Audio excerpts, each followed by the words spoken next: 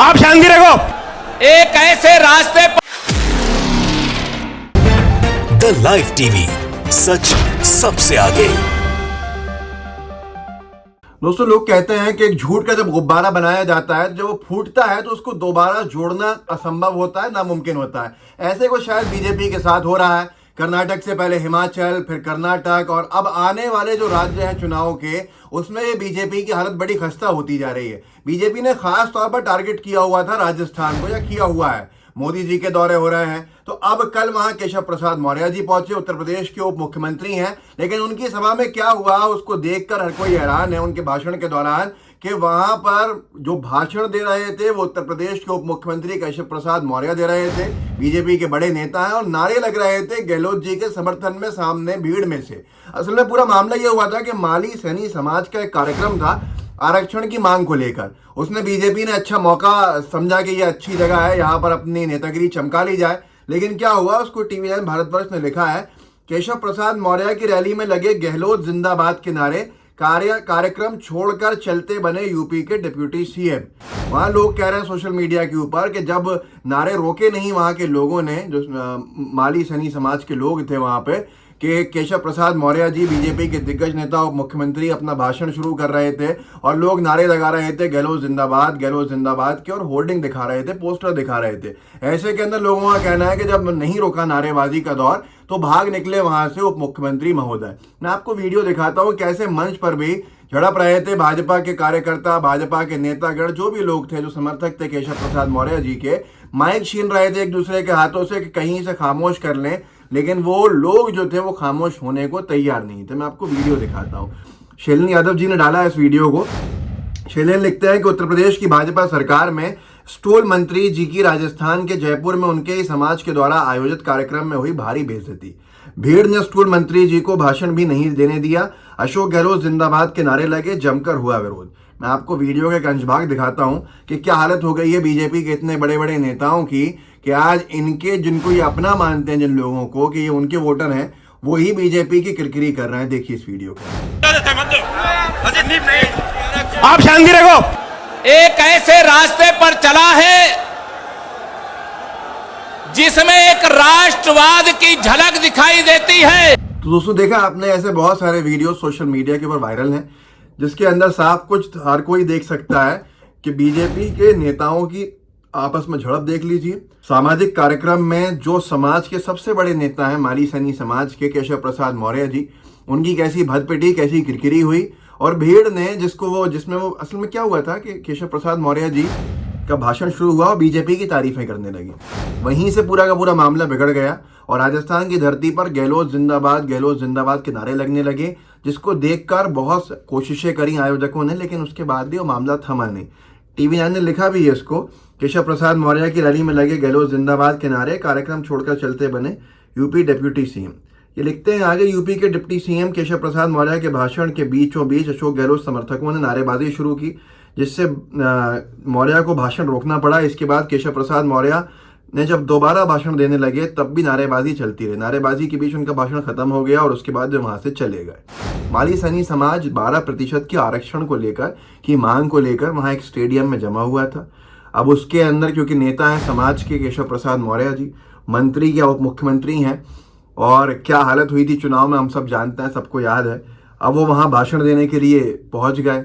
भाषण तो देना शुरू किया, पर बीजेपी की जब सब तारीफें करना शुरू करें, जैसे उन्होंने ये लिखा है कि उस वक्त अफरा तफरी का माहौल रहा जब यूपी के डिप्टी सीएम केशव प्रसाद मौर्य के भाषण के दौरान लोगों ने जमकर नारेबाजी की। नारेबाजी के बाद केशव प्रसाद मौर्य को अपना भाषण बीच में रोकना पड़ा।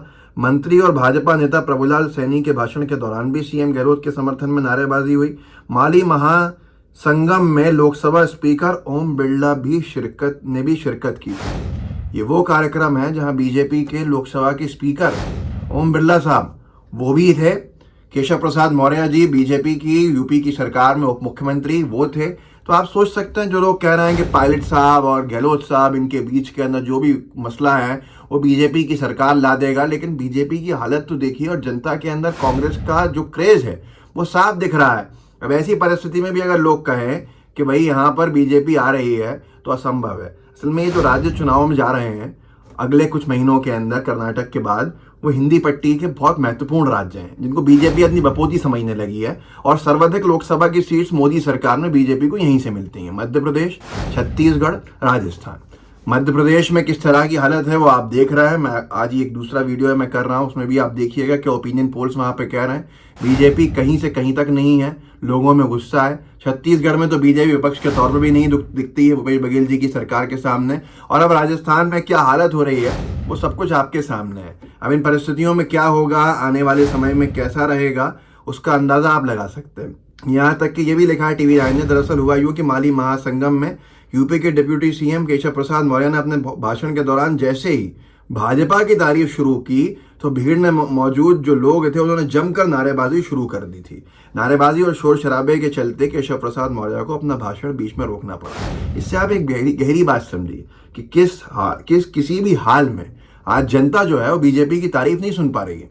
लोग इतने आक्रोश में हैं, लोग इतने आक्रोशित हैं, लोग इतने गुस्से के अंदर हैं। इसका अंदाजा आप इस बात से लगा सकते हैं, केशव प्रसाद मौर्य जैसे ही अपने भाषण में बीजेपी की तारीफें करते हैं वैसे ही लोगों में गहलोत जिंदाबाद के नारे दिखने लगते हैं, सुनाई देने लगते हैं, और उसको कोई नहीं रोक पाया। अब यहाँ पर मध्य प्रदेश क्योंकि राजस्थान से लगा हुआ है तो कुछ वक्त पहले मध्य प्रदेश के अंदर एक विकास यात्रा के नाम पे कार्यक्रम शुरू किया था बीजेपी की सरकार ने कि साहब विधायक जाएं अपने अपने क्षेत्र में, अफसर जाएं और विकास यात्रा मतलब विकास बताएं। बीजेपी की सरकार में एक अजीब चीज़ है कि विकास दिखाना पड़ता है, विकास बताना पड़ता है, आइडेंटिफाई कराना पड़ता है कि ये भैया विकास हुआ है। लोगों को पता ही नहीं चल रहा है ऐसा विकास है। जब ये वहाँ गए थे तो इतनी भद पिटी थी, कई विधायकों को बीजेपी के लोगों ने उल्टे पैर दौड़ा के भगा दिया, वहाँ से दौड़ा दिया। यहाँ तक के खूब जब फजीयत हुई तो विकास यात्रा खत्म हुई। एबीपी ने उस वक्त लिखा था कि वॉच बीजेपी विधायक की विकास यात्रा में ग्रामीणों ने लगाए मुर्दाबाद के नारे और वीडियो हुआ वायरल। ऐसे ही एक और खबर थी, इंदौर की वीडियो वायरल, बीजेपी कार्यकर्ताओं ने लगाए अपनी ही पार्टी के मुर्दाबाद के नारे। जी न्यूज़ ने लिखा था 22 फरवरी 2023 को, अभी 3 महीने पहले विकास यात्रा से जनता ने बीजेपी नेता को खदेड़ा, लगाए मुर्दाबाद के नारे, वीडियो हुआ वायरल।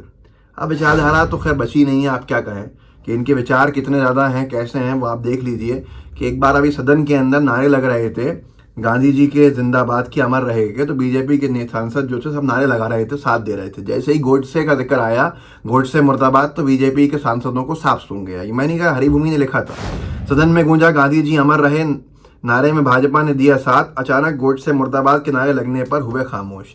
ये कुछ वक्त पहले की खबर है, लेकिन ये सारी चीज़ें बहुत कुछ बताती हैं। इस वीडियो को आगे बढ़ाइएगा, लोगों को बताइएगा कि राजस्थान के असली हालात क्या है, जो मीडिया दिखा रहा है या जो असलियत में दिखने को वहाँ मिल रहा है। तो व्हाट्सएप ग्रुप्स होंगे उनमें शेयर कीजिएगा, लाइव टीवी को सब्सक्राइब भी कीजिए, बेल आइकन भी दबाइए। जय हिंद, जय भारत। द लाइव टीवी, सच सबसे आगे।